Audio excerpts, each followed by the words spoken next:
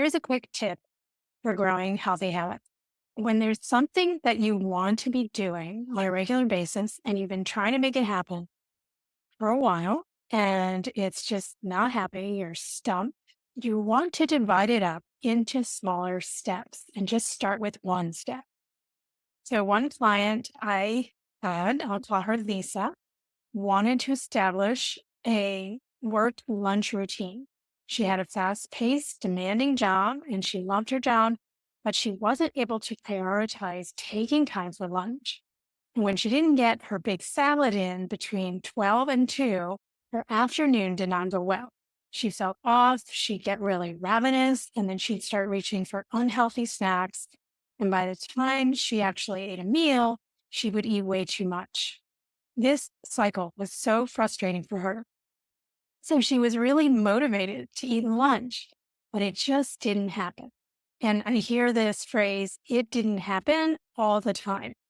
It's like we don't have control over how we eat. And there's a good reason why eating just happens this way. Our evolutionary wiring is to eat opportunistically.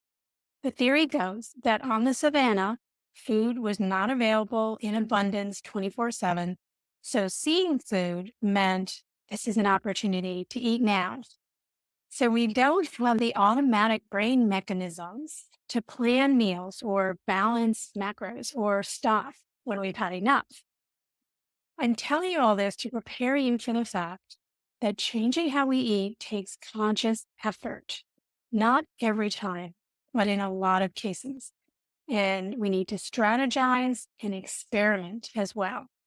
So, the tip for today is to take the behavior you want to have happen and chunk it down into many steps. And then start by just taking one of those steps. Do it regularly before you expand it into more steps. In Lisa's case, lunch included planning what to eat, purchasing ingredients. She wanted to eat that big salad, preparation, there was storage, transportation, cleanup. That's my favorite part. And then also setting reliable triggers. So we need a prompt to do the behavior right at that moment. Lisa was struggling, especially with preparation and cleanup. So, how she started was to have baby carrots and cherry tomatoes handy, which was super easy for her. Her very first step was to eat one carrot and one cherry tomato at noon when her alarm went off.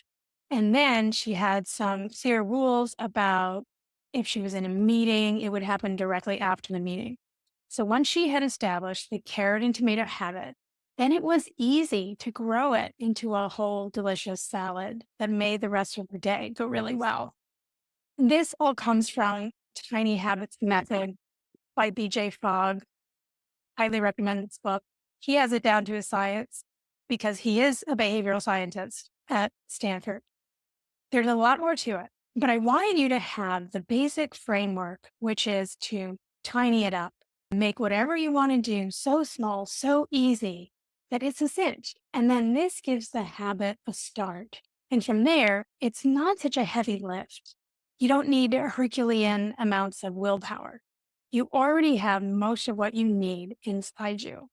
And I encourage you to give yourself this gift of starting tiny and celebrate every effort that you make.